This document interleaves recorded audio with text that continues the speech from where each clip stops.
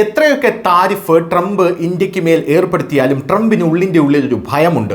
ആ ഭയം എന്ന് പറയുന്നത് യഥാർത്ഥത്തിൽ ഏഷ്യയെക്കുറിച്ചുള്ളതാണ്. ഏഷ്യ ഒരു സൂപ്പർ പവറായി ഉയർന്നു വരുമോ എന്നുള്ളതിനെ കുറിച്ചാണ്. അങ്ങനെയാണെങ്കിൽ അമേരിക്കയുടെ അപ്രമാദിത്വം തകരും.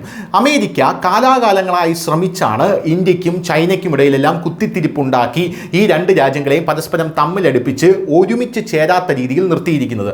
ഏതെങ്കിലും ഒരു ഘട്ടത്തിൽ ഈ രാജ്യങ്ങൾ സൗഹൃദ രാജ്യങ്ങളായി മാറിയാൽ രണ്ടും സൂപ്പർ പവറുകളാണ്. ഒന്ന് വലിയ മാർക്കറ്റ് ഫോഴ്സ് ആണെങ്കിൽ വേറൊന്ന് കയറ്റുമതി രംഗത്തെ അതികായനാണ്. അങ്ങനെ ഒരു സാഹചര്യം ഉണ്ടായിക്കഴിഞ്ഞാൽ വേറെ എല്ലാ രാജ്യങ്ങളും, ലോകത്തിലുള്ള എല്ലാ രാജ്യങ്ങളും നിഷ്പ്രഭമായി പോകും. എന്നാൽ ഇവരുടെ കൂടെ ഇപ്പോൾ റഷ്യ കൂടെ ചേർന്ന് വലിയൊരു ആയുധ ശക്തി കൂടെ ആകുമ്പോൾ പിന്നെ അമേരിക്കയുടെ കാര്യം പറയുകയേ വേണ്ട.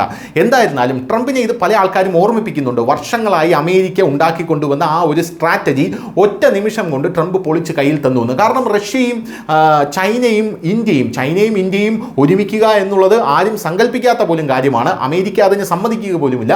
ഇപ്പോൾ ഇതാ പാകിസ്ഥാനിൽ നിന്നും പിടിവിട്ട് ചൈനയും ഇന്ത്യയും ഒന്നിക്കുന്ന ഒരു സാഹചര്യമാണുള്ളത്. എന്നാലും ട്രംപിന് ഇത് കൃത്യമായി മനസ്സിലായിട്ടുണ്ട്. ട്രംപ് ഇപ്പോൾ ഇന്ത്യയെ രഹസ്യമായി അനുനയിപ്പിക്കാൻ ട്രംപിൻ്റെ ഏറ്റവും വിശ്വസ്തനായിട്ടൊരു വ്യക്തിയെ ഇന്ത്യയുടെ അമേരിക്കൻ അംബാസഡറായി നിയമിച്ചിരിക്കുകയാണ്. ഇന്ത്യയിലേക്കുള്ള US ദൂതനായി ട്രംപ് അടുത്ത സഹായമായിട്ടുള്ള സെർജിയോ ഗോറിനെയാണ് നിയമിച്ചിരിക്കുന്നത്.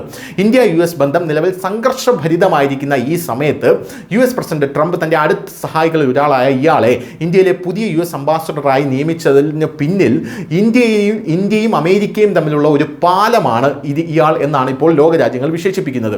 മാസങ്ങളായി ഈ സ്ഥാനം ഒഴിഞ്ഞു കിടക്കുകയായിരുന്നു. ഇന്ത്യയോടുള്ള ട്രംപ് ഭരണകൂടത്തിൻ്റെ പുതിയ തന്ത്രത്തിൻ്റെ സൂചനയായിട്ടാണ് ഇതിനെ കണക്കാക്കുന്നത്. ട്രംപിൻ്റെ രാഷ്ട്രീയ സംഘത്തിലെ ഒരു പ്രധാന വ്യക്തിയാണ് 38കാരനായിട്ടുള്ള ഈ സെർജിയോ ഗോൾ. ട്രംപിൻ്റെ 2016 തെരഞ്ഞെടുപ്പ് പ്രചാരണത്തിലും ഇയാൾ പങ്കാളിയായിരുന്നു. മേക്ക് അമേരിക്ക ഗ്രേറ്റ് അഗെയിൻ അന്തരീക്ഷം സൃഷ്ടിക്കുന്നതിൽ അദ്ദേഹത്തിൻ്റെ പങ്കിനെ ട്രംപ് പ്രശംസിച്ചിട്ടുണ്ട്. തിരഞ്ഞെടുപ്പ് വിജയത്തിന് ശേഷം ട്രംപ് അദ്ദേഹത്തെ വൈറ്റ് ഹൗസ് പ്രസിഡൻഷ്യൽ സ്റ്റാഫിൻ്റെ ഡയറക്ടറായിട്ടാണ് നിയമിച്ചിരുന്നത്. എന്തായാലും ഏഷ്യയിൽ വേരുകളുള്ള ഒരു മനുഷ്യനാണ് ഈ സെർജിയോ ഗോർ എന്ന് പറയുന്നത്.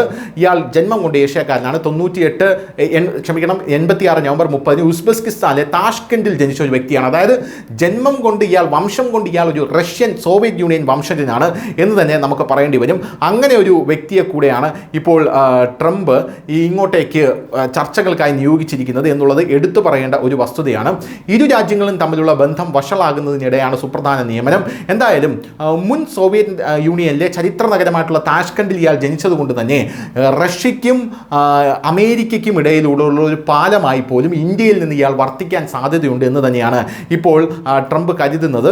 എന്ത് തന്നെയായിരുന്നാലും ഇയാളുടെ ഇവിടെ ഈ നിയമനം ഇങ്ങോട്ടേക്ക് വന്നതിന് പിന്നാലെ ഇന്ത്യയുമായി എന്ത് തരത്തിലുള്ള ഒരു നീക്കുപോക്കിനാണ് അമേരിക്ക ശ്രമിക്കുന്നത് എന്നുള്ളത് ലോകരാജ്യങ്ങൾ ഇപ്പോൾ ഉറ്റുനോക്കുകയാണ്. News desk news India Malayalam.